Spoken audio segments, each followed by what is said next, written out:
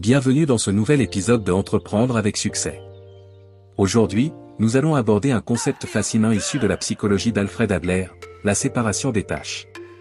Ce principe, simple en apparence, peut transformer notre manière de gérer nos relations, nos préoccupations et notre bien-être personnel. Selon Adler, de nombreux problèmes relationnels surgissent parce que nous nous immisçons dans les tâches d'autrui, ou que nous permettons à d'autres d'interférer dans les nôtres. L'enjeu est donc d'apprendre à distinguer clairement nos responsabilités de celles des autres. Plongeons dans ce sujet passionnant. Adler nous invite à réfléchir aux tensions qui apparaissent dans nos vies lorsque nous essayons de contrôler ce qui ne dépend pas de nous. Selon lui, la plupart des conflits interpersonnels découlent d'une confusion des rôles et des responsabilités.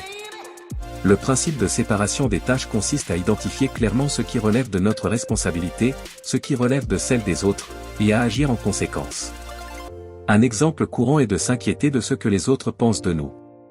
Bien que naturel, ce type de préoccupation appartient à la tâche des autres, car leurs pensées et jugements leur appartiennent. En prenant conscience de cette distinction, nous pouvons cesser de nous encombrer de choses que nous ne pouvons ni contrôler ni influencer. C'est ce détachement qui apporte un véritable sentiment de liberté. Lorsque nous nous immisçons dans les responsabilités d'autrui, nous perdons non seulement du temps et de l'énergie, mais nous générons également du stress inutile.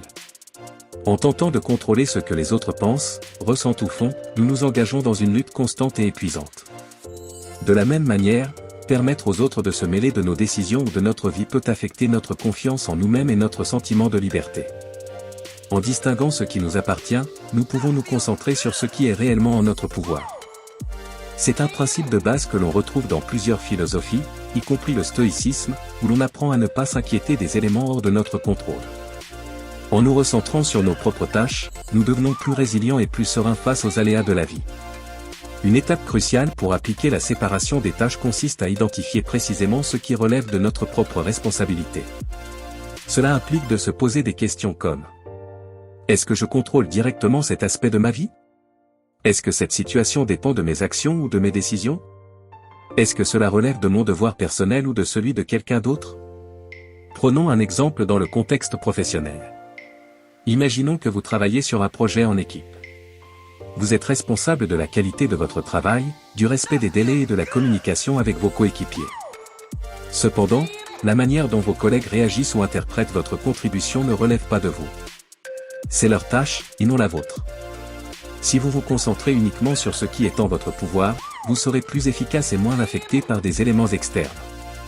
Un autre aspect de la séparation des tâches consiste à éviter d'interférer dans ce qui appartient aux autres. Cela signifie, par exemple, de ne pas essayer de contrôler leurs réactions, leurs émotions ou leurs choix de vie. Adler met en garde contre cette tendance à vouloir influencer ce qui ne nous appartient pas, car cela peut rapidement causer des tensions et des conflits. Imaginons que l'un de vos proches fasse un choix de carrière que vous jugez risqué. Votre réaction naturelle pourrait être de tenter de le dissuader ou de l'orienter vers une autre décision. Cependant, le choix de carrière de cette personne est sa tâche, pas la vôtre. Si vous essayez de l'influencer au-delà d'un conseil respectueux, vous risquez d'endommager votre relation. Le respect de la séparation des tâches vous aide à préserver des relations saines et à éviter les conflits inutiles. La clé de la séparation des tâches est de se recentrer sur ce qui est sous notre contrôle. En nous concentrant sur nos propres actions, nos propres réactions et notre propre bien-être, nous cessons de gaspiller de l'énergie sur des éléments que nous ne pouvons influencer. Cela peut sembler difficile à mettre en pratique, mais la satisfaction et la liberté qui en résultent valent l'effort. Prenons l'exemple des opinions des autres. Si vous passez beaucoup de temps à vous soucier de ce que les autres pensent de vous, vous investissez de l'énergie dans quelque chose qui est hors de votre contrôle. En revanche, si vous vous concentrez sur votre authenticité, vos valeurs, et votre satisfaction personnelle, vous éprouverez un sentiment de paix, indépendamment de ce que les autres peuvent penser. Lorsque nous pratiquons la séparation des tâches, nos relations deviennent plus saines. Nous respectons les choix et les responsabilités de chacun, ce qui évite de créer des attentes démesurées ou des tensions inutiles. Cette approche encourage également l'autonomie et la responsabilité personnelle. Imaginons que dans une relation amoureuse, l'un des partenaires essaie constamment de contrôler les émotions de l'autre ou de dicter son comportement. Cela peut rapidement créer une dynamique malsaine et étouffante. En respectant la séparation des tâches, chacun des partenaires est libre de gérer ses propres émotions, et ils peuvent se concentrer sur le soutien mutuel plutôt que sur le contrôle. Un bon moyen d'intégrer ce principe dans votre quotidien est de faire une liste des situations où vous ressentez de la frustration ou du stress. Demandez-vous ensuite si ces situations relèvent de votre tâche ou de celle des autres. Cet exercice simple vous aidera à identifier où vous investissez de l'énergie inutilement.